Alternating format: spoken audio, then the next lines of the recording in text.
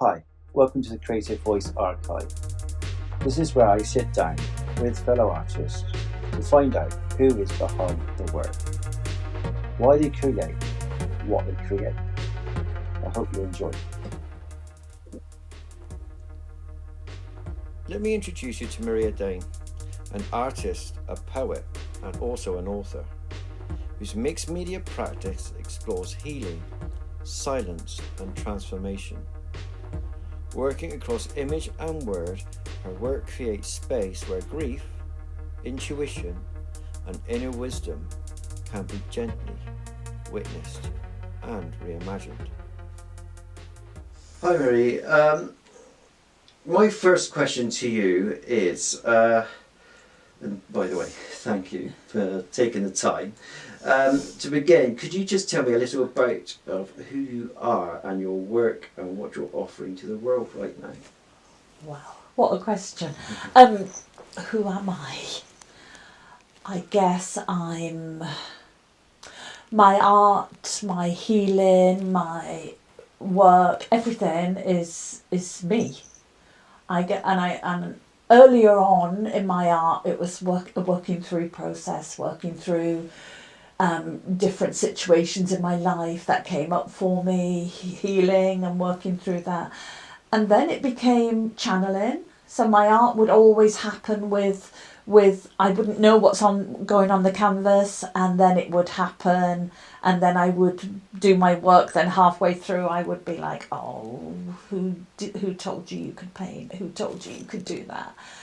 And I'd have to leave it and go away from it. Then I'd come back to it, and then I'd do it, and then I'd go, "Wow, did I do that?" So it always felt like the painting took over, and I was channeling it rather than I was the artist. It felt like I was channeling it through, and that became the piece then. Yeah. That has changed over the years. Yeah. So now I don't channel as much as I listen. So I listen to what the canvas wants. I listen to what the painting wants. I let it rest when it needs to rest, and I come back to it when I come back to it.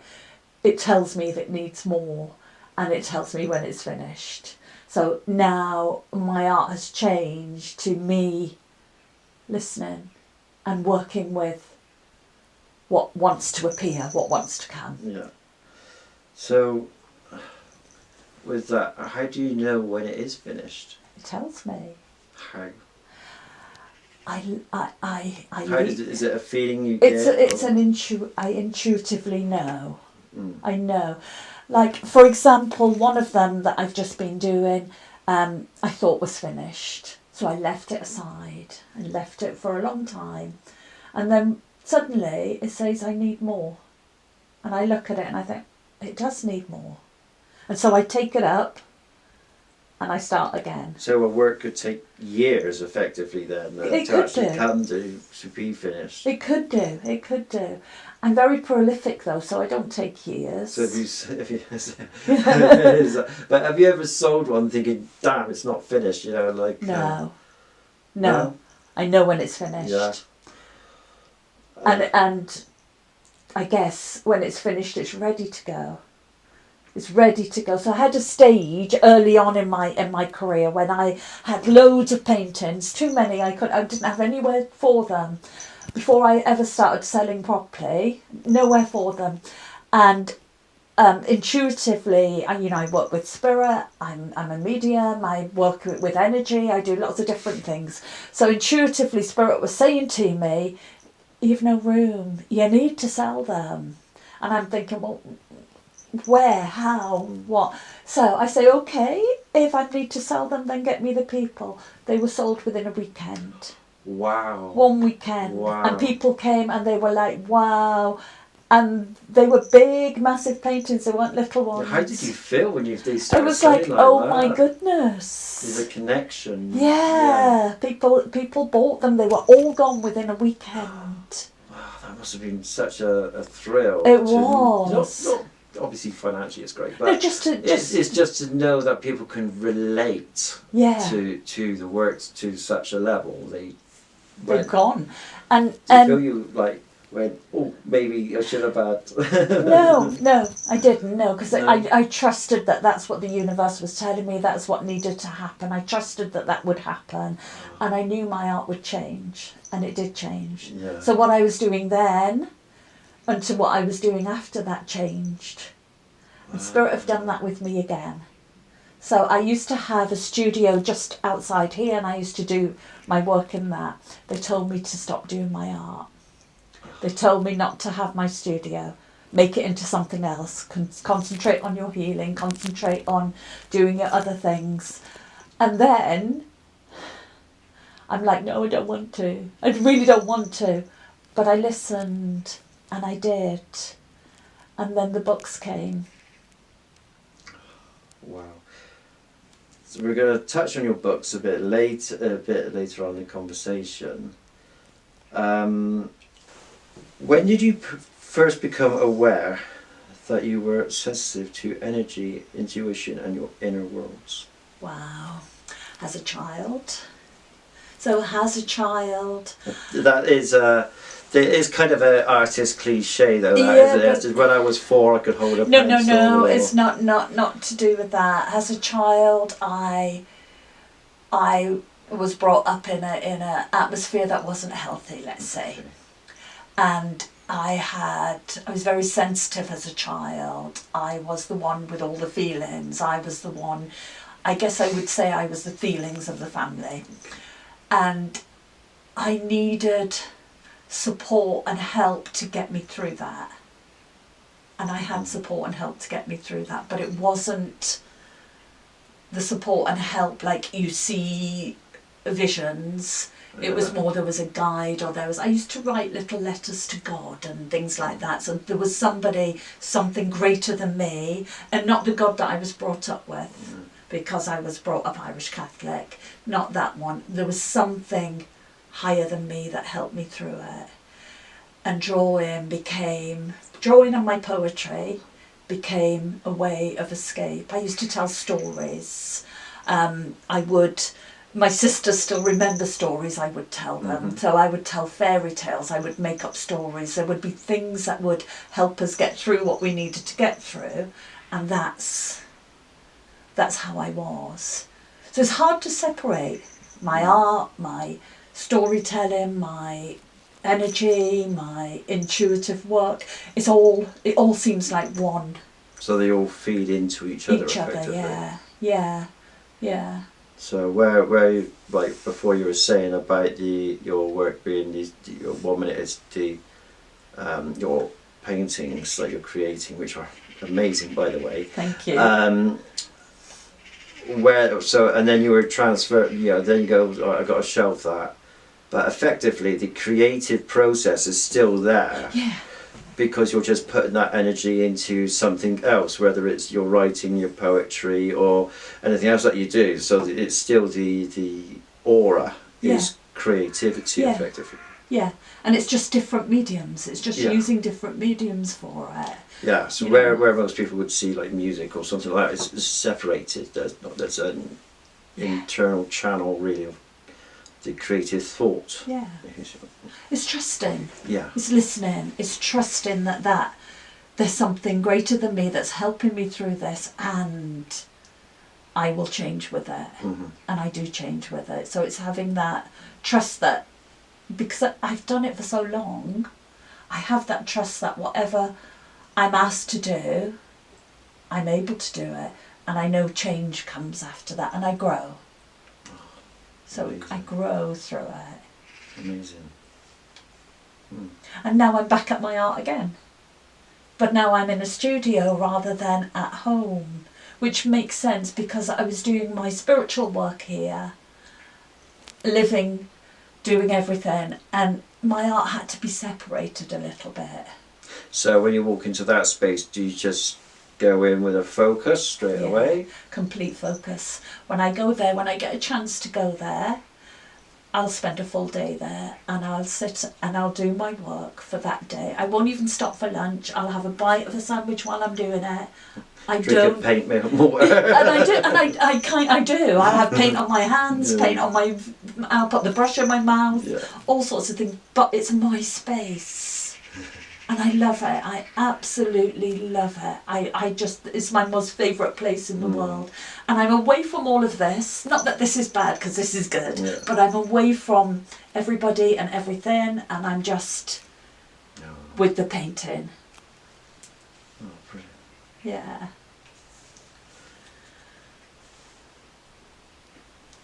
So, I want to move on now to your healing work that you do, if that's okay, because obviously it feeds into your work as well. So when someone comes to you for support or what to do when they feel, what do you end up doing when you have their negativity effectively? Does that ended up influencing your work as well? Like if they're feeling down, do you ever feed off that? No, because my job is to uplift them. Oh, so then with that uplift, does that uplift feed into your work then as well? Yes. Yes. So whatever whoever is going through to uplift that situation, that directly feeds into them. It doesn't into my work so much, because my work is mostly about me and what I've been through and my stuff that I'm working through.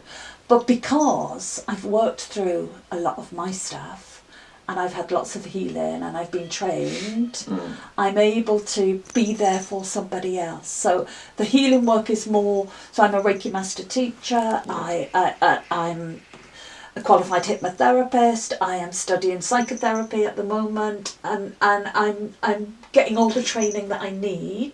I'm also a medium, so bringing messages from loved ones. So it depends what that person needs. Okay. I'm available for whatever they need, but my job when they come to me is to care for them.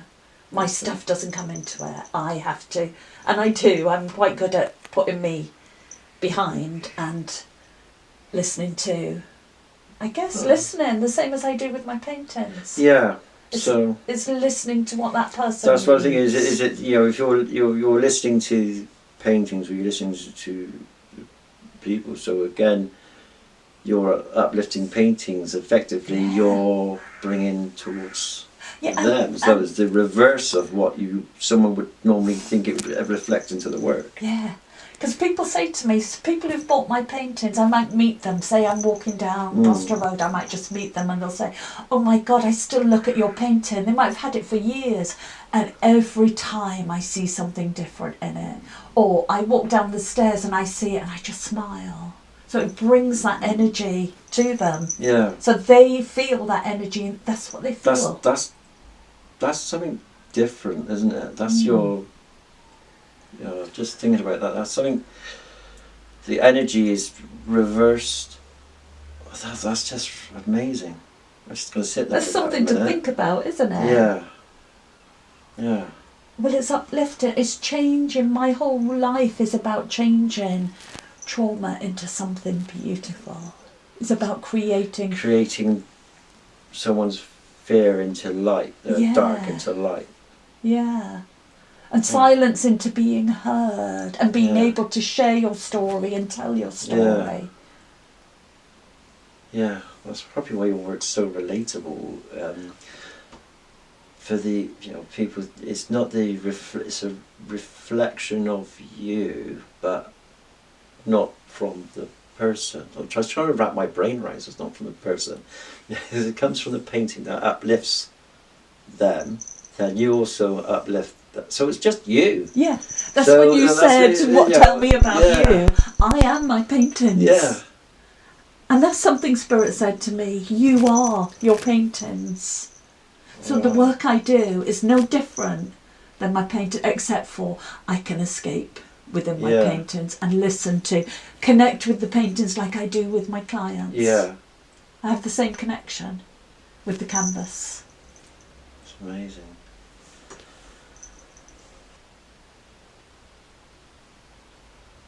So, I want to go into, obviously you create a boundary with that, and obviously a healthy boundary.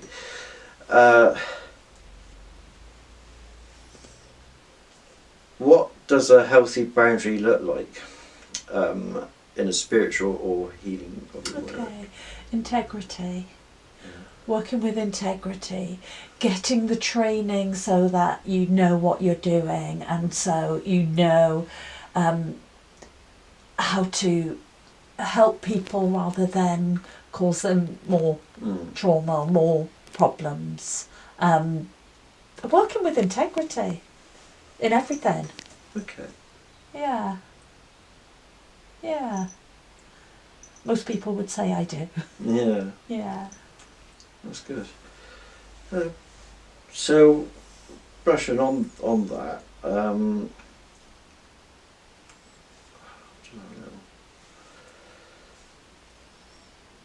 So the conversations like with my brother, I want to move on to that if I could. Speaks a love beyond death. Can you share what moved you to write that? My brother. So, I have lost 5 siblings. So the first one to pass, oh no, I won't go into the 5. Tommy, the one that I wrote about, was the 4th one who passed. Okay. And when he passed, he had cancer. The others had accidents and stuff happened, and it was quite traumatic. When this brother had cancer, and we got a chance to say goodbye, and I thought that it would be different this time. I thought grief wouldn't be as bad, but it was worse. It was worse. For 6 months I couldn't go outside, I couldn't talk to anybody. If I'd go to the shops, I'd cry halfway down, I'd have to come back home again. Even my painting I couldn't do at that point. I just couldn't do anything. I was so overtaken by grief that I didn't want to be here. And that I decided I wanted to be with my brothers and sisters. I didn't want to be here anymore. This is where the story began. So, I got children out to school, husband out to work. What my job was then was to sit on the couch all day and cry. Got ready for my day of crying, sat on the couch, looked across the road, and at the window, my brother was there. And he shouted at me, and he said, "Get to the shops." I got such a fright, I ran out of the house, went down to the shop round the corner, got there and I thought, what am I doing? Came back home again, and when I got back home, the big mirror that was behind me had fallen down exactly where I would have been sitting. I looked across at the window and he was still there, and he said, "Now, stop your nonsense. You're not going anywhere. You've got work to do. You've got a higher purpose. It's not your time yet. Get a pen and write." So I got a pen and I got a notepad and I wrote to him, "What are you doing there? You were cremated. How is your body up there? How can I see your body? I saw you were cremated. How have you got a body?" And he began to write back to me. So have you heard of automatic writing? So yeah. Writing, and then it would go really, really fast. Yeah. So he began to, so I asked him questions and he began to answer the questions. And then we had healing to do. We had some healing to do together. There's lots of things that happened, and he's with me. He's always with me. And so that's what the book is about. So it talks about how he helped me through my grief. He was the one who came back and helped me through my grief. Now, when he was passing, I asked him if he could come back, please come back. And he didn't believe in this stuff. He called it woo-woo stuff. He just didn't believe in it. And he said, "But I will, if I can." If that's, he kept his promise. And he came back. There were times when I crossed him over. About 6 months in, Yeah. I crossed him over. We went to Turkey. I left him in Turkey. Crossed him over, left him in Turkey. Because I didn't want to be feeling like I kept him earthbound. Yeah. And I didn't want to feel like he needs to move on and I'm still keeping him here. And honestly, I left him in Turkey. I did a ritual, said goodbye, and I cried all the way home. And he was with me all the way home saying, "Go now, go, you're all right, you had to do it, you have to go, you've got a higher purpose, you need to go." And then I got home and he wasn't at the window. I can relate to these feelings of when we do get the vision or nearby us. Many a times where I've had my dad felt very near me, and not I knew he was there, but not there. Yeah. It's that. Yeah, you just that, know. It's intuitively know, don't you? Yeah. And even with my granddad, even when I was 14, I quite, this is why this book related to me, is because of that.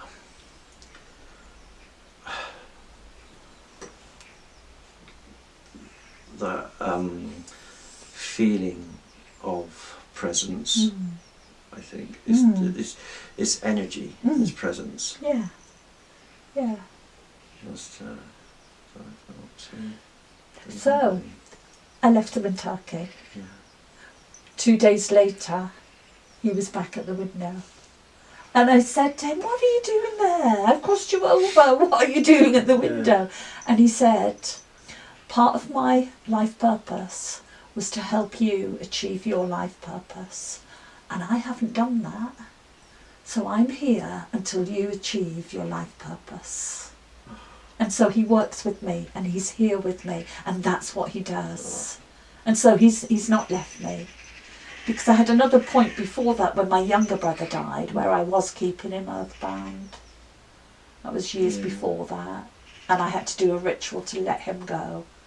So I thought I was doing the same thing, but it was different this time. Yeah. Okay, so moving on. Just got to gather my thoughts after that one. It's quite close to home for me as well. Yeah. But isn't that our loved ones are still with us? Yeah.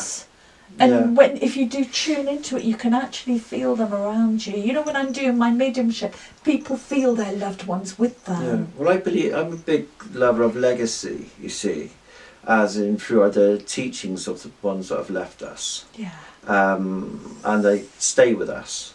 So that to me is a legacy that they've left behind. Yeah. A footprint. Yes. So that's why I can relate to it, because they are with us when we least expect it. Yeah. Or something the other will say, it, you didn't really say it. It came through. They channel it through you. Yeah, they channel it through you. Yeah, definitely. Or when you need them. Yeah. And suddenly they're there and you can feel them. Yeah. Or if something's going to happen, they always warn me if something's going to happen. They don't tell me exactly what it is, but I get a knowing that something's going to happen. Yeah. And so they warn me and prepare me for it, which is lovely. So I work well with them most of the time. So, yeah. That's a subject for a whole podcast, isn't it? Yeah, a whole podcast on that one. So, your work moves between energy, words, and presence. How do you see the relationship between healing and storytelling? Okay. Storytelling got me through what I needed to get through. Got my sisters through what they needed to get through. As a child, I would watch The Little House on the Prairie, and I'd watch The Waltons, and that would be my escape, and that would be my dream of one day I can have that.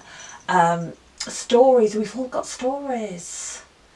And it's by changing our stories and healing. Healing, when you change your story, and when you write your story, and you talk about your story, you heal. Yeah. But you don't just heal you. You heal everybody in the story. Everything changes. And that story changes. And then you heal your life. Yeah. I come from a really rough place, let's say, where then I've been married 3 times. So then I married, and I married into a situation which wasn't good for me. Then I left that marriage. Then I remarried, and I got into a worse situation. And then I told my story. And then I did the healing on my story. Mostly inner child work. So I did the healing on my story. And then now I'm married for the 3rd time. But it's different because I changed my story. So I would no longer keep living that same old story. So now I don't. Now I've changed and I can do it. Coming from where I come from, anybody can do it. I call them stages in life. For me, I call them chapters. Yeah. And within them chapters, there's also footnotes. Yes. And then the footnotes are called the annoying problems, the annoying everyday problems that it doesn't matter in the whole chapter. It's just there, but you can leave it there. And then the chapter is, I'm still quite, 47 years young, but I can picture every chapter. Some of them last, everybody thinks they're the 20s and the 30s and the 40s. It doesn't. It's some of them last 12, 15 years, and another one might only last a year. Yeah. So that's how you can move your story, you can push that, and then actually it's getting better now. Or actually this is just another part of my story. So you're looking at your life as a whole, effectively, rather than the time. So we don't see our stories. No. We all have gained mechanisms and stuff that we use to try and keep ourselves safe. But there comes a time when it doesn't keep us safe anymore. And then we because it's subconscious. Yeah, so that actually feeds into your hypnosis. Yes. Because you unlock areas of the entrapment that people feel entrapped, or that's a feeling of being stuck in a situation, effectively. So a massive healer. Yeah, and that helps with the healing. Once you see, when you don't see something, you can't heal it. Yeah. You have to bring it up so that you can see it. And once you see it, you can do something about it. And that's the changing of the story. If you do what you always did, you'll get what you always got. Yeah. So we have to do something different. If our life is not working... And that could be something so small. Yeah, it doesn't always have to be a big thing. And it can also be something you've brought from another life. It doesn't have to be even in this lifetime. So that obviously relates to our paintings as well, because obviously we can control that world. Yeah. What I mean? Something small is enough. Yeah. Because I remember using art for myself for healing, for instance, and that's if you only choose one thing, was one mark on that canvas, you could live with that. Yeah. And then, but it never is one mark. But it's still like you're thinking, right, if I can just do that, that's it. It can be a simple drawing, or so just get off your chest, and that's really art. Art is really arts is very much a therapy in itself. Yeah. And it talks to you. Yeah. It comes alive. Yeah.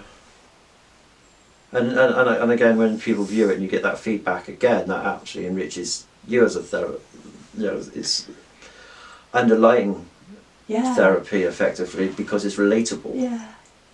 Yeah. Loads of stories about people who've bought my art and they come back to me. Lots of different and they all say the same thing. None of them have said, that's horrible. None of them have said, oh, I don't like that. All of them have said the same thing. It makes me smile. It uplifts me. I see different things in it. You see what the viewer sees what they need to see. Yeah. So the art shows them, not me. And that's what gives it depth. Yeah. So it's not me, although it is me that's doing it. It's not about me. It's about them and what they see in it. Yeah. But that's where it goes back again, full circle to the reverse. Oh, wow. It's quite powerful stuff. It is really, isn't it? When you think about it, it really is. Yeah.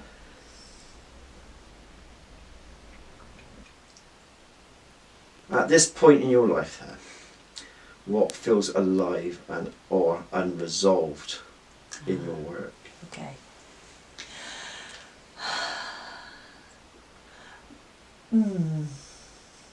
That one I need to really think about. That one, because my work is alive and it's a process and it's working through stuff and I work with my dreams.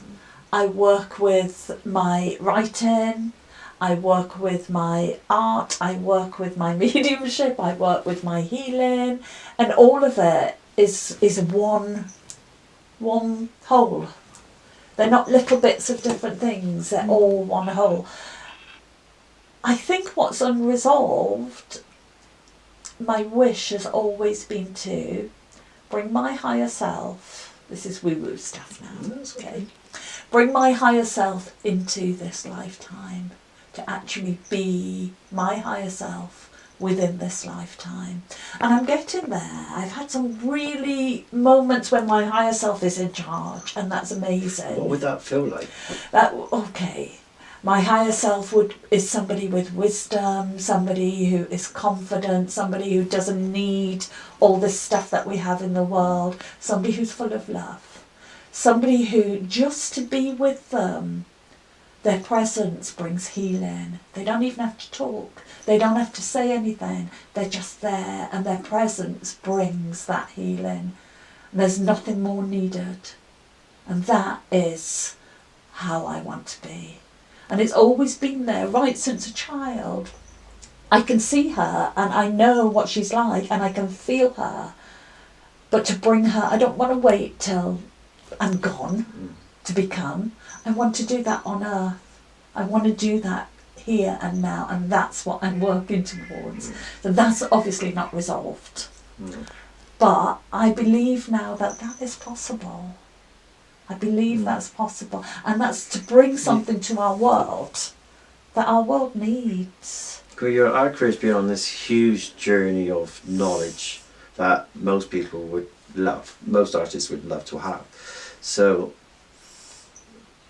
when you say the higher purpose, you could be living it now, but yet you strive to be something more, which is, again, that is an ongoing trait of what that would feel like to be at that point. Yeah. Going on to that point of leaving that legacy again, which I relate to, is probably what it would be, because would be leaving a legacy of to your collectors or anything like that. It would be a case of a legacy of love and understanding. Yes. And that is love, beauty, healing. And it's not some people say legacies to do with like legendary, but it's not. We can't choose legendary. That comes after we've gone, unfortunately. Yeah. But the striving of legacy is what we leave behind, is that kind of feeling that, well, I've arrived in this world with not a great outcome, and we strive to want to leave this earth as better than what we came into it. Yes. Yes. Effectively. And that's where you're coming from. Yeah. Because I believe if we hurt each other, and there's a lot of that in the world at the moment where we're really hurting each other. But if I hurt you, I'm hurting me. We're one. Yeah. And I believe that as humans. Okay, I've done another book. So the other book is called Conversations with Shia Kana, which is about channeling through. Is this the new one you're about to release? No, this is one that's been released. Okay. After Conversations with My Brother was done in 2018. Yeah, that's the one and it's been re-released. Okay. Along with that, Conversations with Shia Kana has come in, which is talking about higher beings coming in and talking about the law of one and us being all connected, and how it is in their world and how they're here to help uplift us and become soul-manity instead of humanity, living from our soul, which comes on from Conversations with My Brother. So that's that's the second book, and it goes on to the one that's going to be going to be released. The other one, which is more a novel. Oh, so it comes in like a 3-part then. Yeah. Okay. Yeah. So they're separate, but they all say the same message. All of them is the same message, which is about healing, releasing trauma, moving on, and helping others heal. So my life. So basically. this helping others heal. If you got is that the title or is that the title of it? No. The Conversations with Shia Kana. Okay. That's the title of the one with Conversations with My Brother. Yeah. Them two are released. Yeah. Okay. So the one that's coming. The one that's coming. The one. It's called. I can't remember now. My head's gone. It's okay. Whispers. I keep saying Whispers in the Garden, but that's the tagline rather than Where Silence Blooms. Ah, lovely. It's called Where Silence Blooms. Where Silence Blooms, that you said, is that going to be a self-help kind of genre, or is it a story? It's a story. Okay. It's a story. It's a story of how somebody survived through horrific trauma. Oh. Absolutely survived. But it's done in a gentle, loving way that's not going to traumatise somebody else when they read it. Yeah. So it's done in that way. But how they survived that, and how in that silence, how the healing began. And then as they did their healing in that silence, how they built a garden, a place where other people could come and be allowed in their silence to heal. And so that's what it's about. And then helping others heal, not helping them heal, allowing them to have that space so they can heal themselves. Yeah. That's what it's about. They heal themselves. And then what happens is it becomes a group of people who have come to this garden and they've healed. And then they go out to the world and other worlds and different worlds. And when they heal, and when they heal the worlds, other worlds heal. And all of them get healed. So it's quite a really positive book.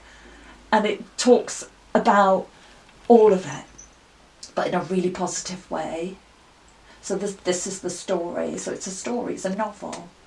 And then there's another one after that. And probably another one and another one and another one and another one. Well, that's a true writer. They've got about 5 books in the bag as well. Yeah. That sounds really good. But the message is still the same. Mm. The message is exactly the same as Conversations with My Brother. So they're very, very, very, very enriching. Yeah.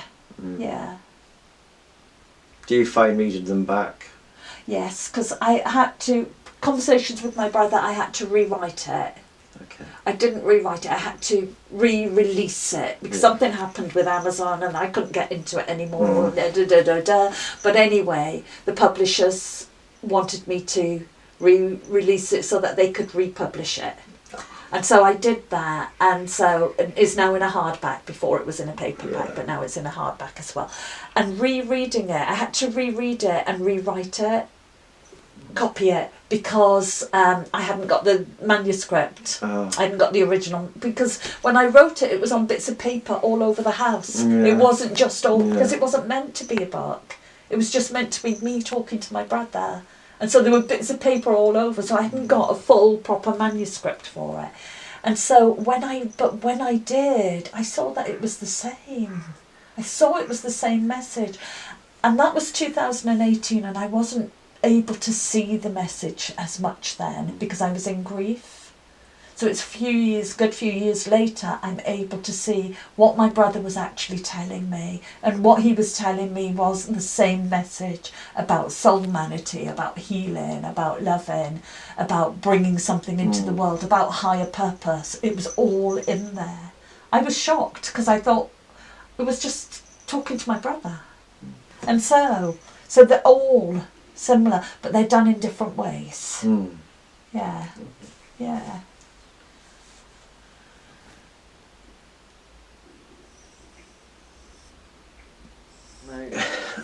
I've got one question left, and I ask this to all the artists I'm interviewing, and it's just a bit of mind setting, really. Picture yourself in 5 years. What would that person in 5 years tell you now? Keep going. You're doing beautifully. Just keep going. Keep listening. What is keep going? Keep listening. Keep stepping back. Keep listening. And create what comes. And listen. Lots of books. Lots of artwork. That's where you see yourself. Yeah. What I'm asking, that person in 5 years' time said to you about your feelings now. You're beautiful. Keep on going. That's it. Yeah. Just be. So you're very, very content, aren't you? with Yeah, everything? just be. Be you. Be authentic. Be you. Mm. Let the world see you. You don't let them see you. Yeah. Let the world see you. Be more extrovert, not introverted. Yeah. Which is really hard Yeah, for artists. yeah. Let the world see you. Be you. Yeah. Thank you for that conversation. Amazing feedback. And how do you feel? Are you okay? Reflective. Good. Yeah, it's made me That's reflect. It's made me think of things. Because we tend to keep going, don't we? And not think and not reflect back on things. Yeah. It's grounding. Very grounding. Good. Yeah. Okay. Thank you.